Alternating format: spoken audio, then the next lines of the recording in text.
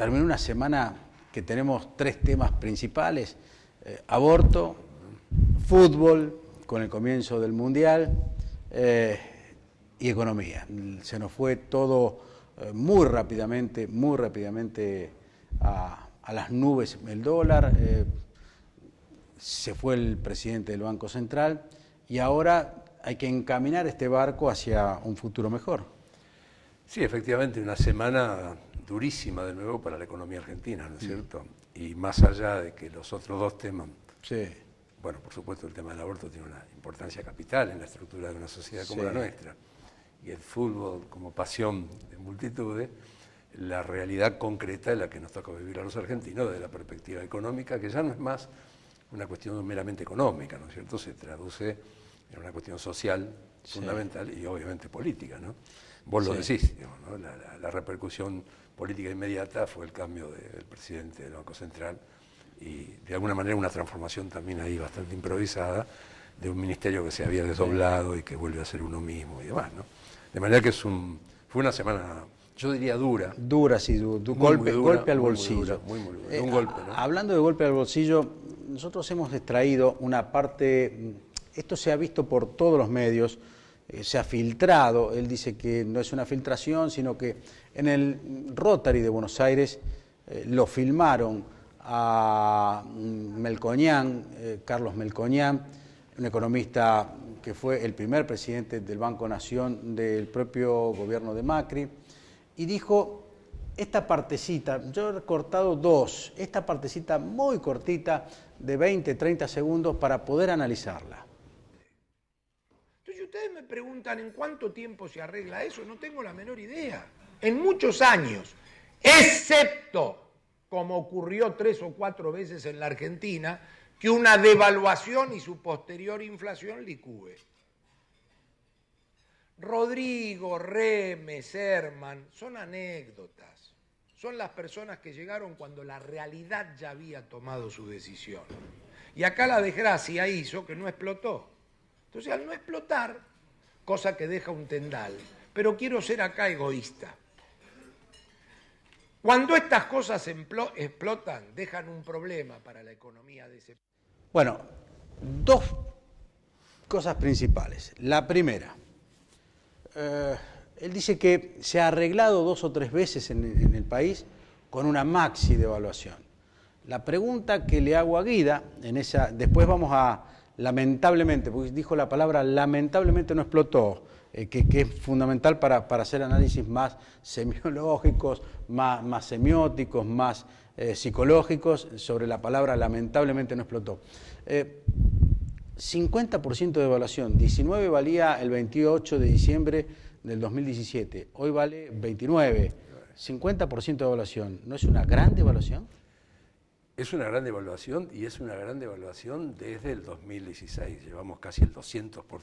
200%. 200% desde que asumió el gobierno de Cambiemos en 2 años. Remes es una anécdota, no, dice. Por supuesto. Todos son anécdotas, pero esto no. No, esto no es una anécdota. Esto es una maxi devaluación que está acompañada también por un proceso de inflación importante y está acompañada además por una tasa de interés sumamente alta. Es decir, que acá son 3 componentes que en cualquier economía normal obviamente produce un estallido, una crisis. ¿Y por qué no se produce acá?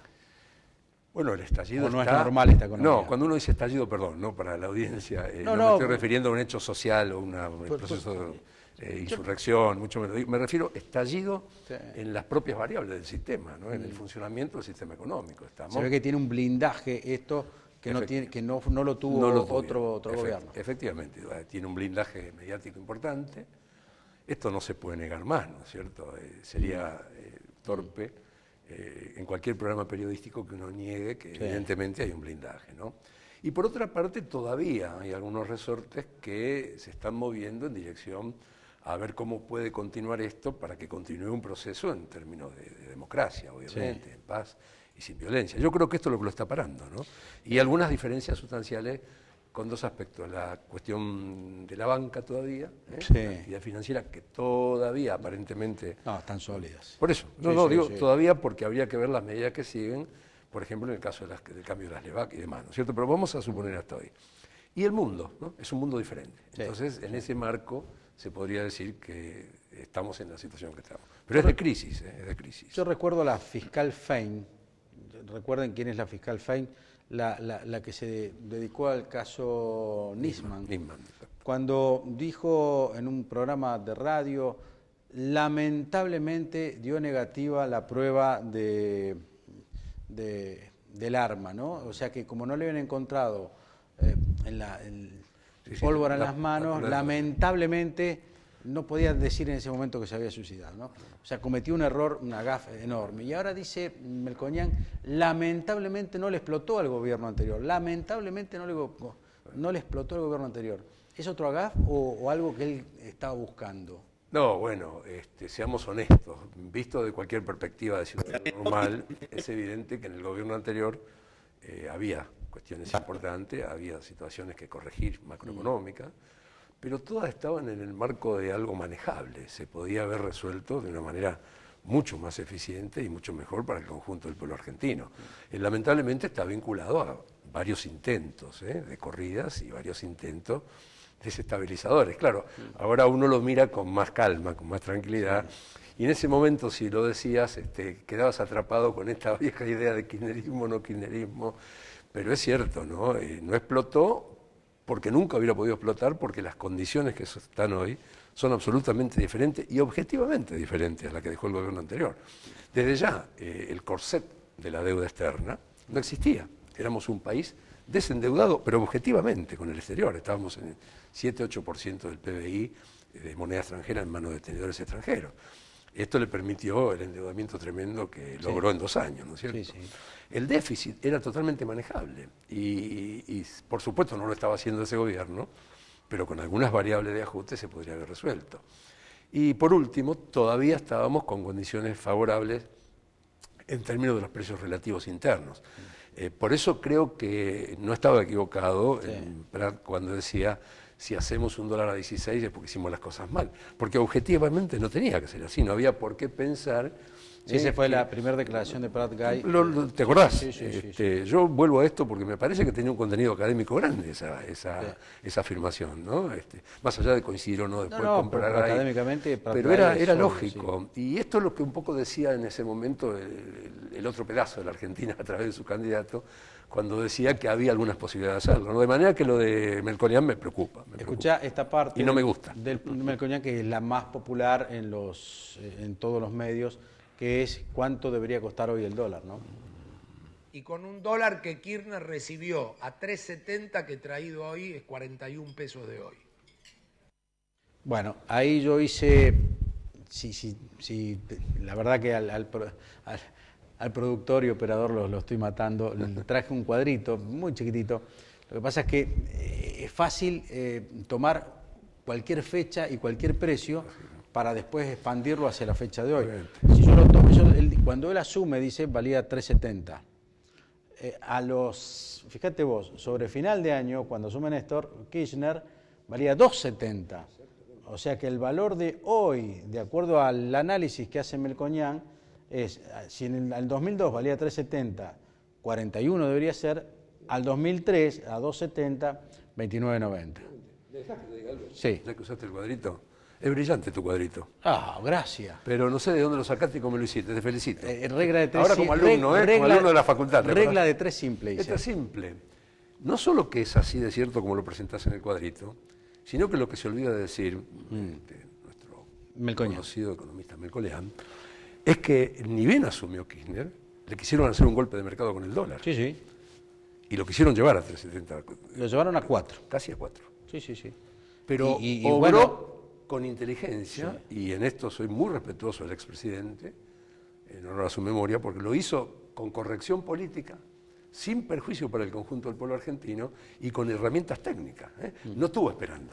En el mismo momento que se iba a producir, dio la orden, desde el central, que metan todos los camiones repartidores de dólares y que vayan rápidamente a la puerta de los bancos a frenar ese intento de correrlo, porque no te olvides que detrás de eso estaba la famosa apretada de algunos medios de publicidad, medios consultados y demás. Para tratar de seguir recordando, el dólar en esa etapa era dólar libre. Exactamente. No era dólar, no había cepo, era dólar libre. Absolutamente libre. O sea, lo liberó Duhalde en el 2002. Era absolutamente libre. Pero te digo más, ni siquiera tenía la posibilidad de una seria intervención del Banco Central, porque no nos olvidemos, nos dejaron sin reservas. Sí. No la reserva que tenía aquí Sturzenegger, que teníamos 60.000 millones de dólares de reservas, que dejó irse en las manos de la fuga, etcétera, etcétera, en menos de 15 días, una fortuna, que a los argentinos nos cuesta conseguirla. De manera que es interesante tu cuadro. Por eso es falaz el desarrollo del pensamiento que hace Melconian. Yo lo respeto, pero en estas cosas no me gusta que engañen a la población. Y a veces con un poquito de populismo también, porque no te olvides que Melconian es un hombre de la estructura y del riñón político de Mauricio. Sí, sí. No es un desconocido. No es solo un exfuncionario. Los dos primeros economistas de Mauricio Macri fueron Sturzenegger, que lo trajo de Harvard, se lo trajo de allá y le dijo, empezó a hablar de sueños.